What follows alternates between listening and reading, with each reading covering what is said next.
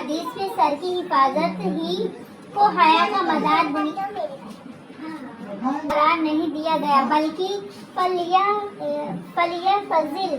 فضل راسا وما علا کے الفاظ لا کر بتایا گیا کہ سر کے متعلق جو اعضاء و جوارح ہیں اور ان سے کسی کام اور تصرف کا صدور ہو سکتا ہے، اللہ تعالیٰ سے حیا کرنے کے لیے انہیں بھی نافرمانیوں اور برائیوں سے بچانا اور محفوظ رکھنا ضروری اور لازم ہے۔ سر سے ملے ہوئے اعضاء میں انسان کی زبان کو سب سے زیادہ اہمیت حاصل ہے۔ یہ چھوٹی سی زبان اگر سیدھی چلتی رہے تو عظیم القدر درجات کے حاصل ہونے کا ذریعہ اور وسیلہ بنتی ہے۔ حیا بن جائے اور اللہ رب العزت کے خوف سے بے نیاز ہو کر برے کلمات بولتے رہے تو انسان کے لیے ہر درجہ بد نصیبی اور محرومی کا سبب بن جاتی ہے۔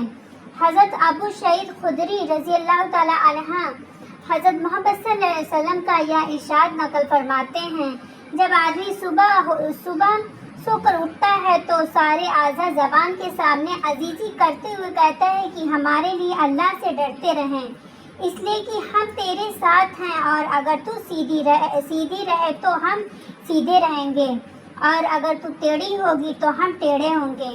معلوم ہوا کہ زبان کو قابو میں رکھنا اللہ سے حیا کا حق ادا کرنے والے کے لیے ضروری ہے، بغیر اس کے شرم کا حق ادا نہیں ہو سکتا۔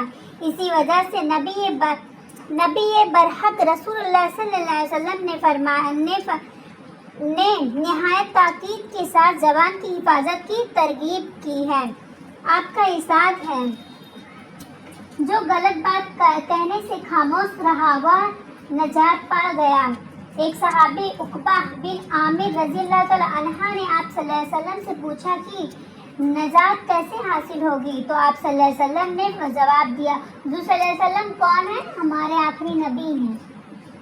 ہاں، ہم کی امت ہیں، رکھو اور تمہارا گھر تمہیں گنجائش دے، بلا ضرورت وہاں سے نہ نکلو اور اپنی غلطی پر رویا کرو۔ حضرت سفیان بن عبداللہ ثقفی رضی اللہ تعالی عنہ نے آپ صلی اللہ علیہ وسلم سے پوچھا کہ رسول اللہ، آپ میرے اوپر سب سے زیادہ کس بات کا خوف کرتے ہیں؟ تو آپ صلی اللہ علیہ وسلم نے اپنی زبان پکڑی اور اس کی طرف اشارہ کر کے فرمایا، حاضہ، یعنی سب سے زیادہ خطرے کی چیز یہ زبان ہے۔